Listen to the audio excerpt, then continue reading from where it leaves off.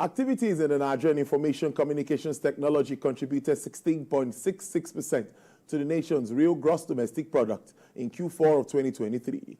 According to the National Bureau of Statistics, the sector in the fourth quarter recorded a growth of 6.33% in real terms year-on-year. The acting Director General of the Nigerian American Chamber of Commerce, Ms. Wofia Samuel, while speaking on our flagship business program, Business Nigeria, says Nigeria remains the tech giant of Africa.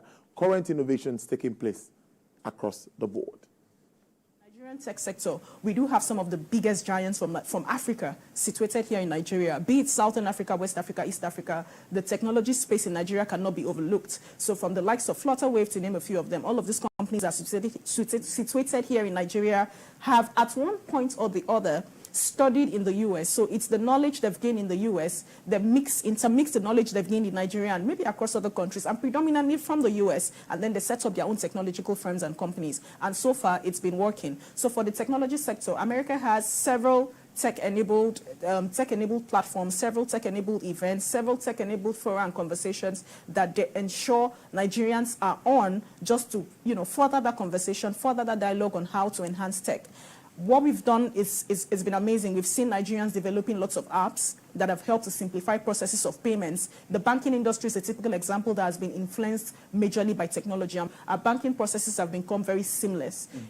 People talk about, oh, Nigeria, a lot of things are cumbersome, and I keep referring to the banking sector. Now, you can just get on your mobile phone, do online banking transactions. You don't necessarily have to use the traditional banking apps or traditional banking platforms. You saw what happened with COVID. A lot of non-traditional banking platforms sprung up. These were all created by Nigerians in Nigeria. These are not foreign platforms. So in the area of technology, America holds this very dear. Nigeria also holds this very dear, because if we have to compete with the world in the 21st century, we have to be a globalized and industrialized economy. Technology is inevitable.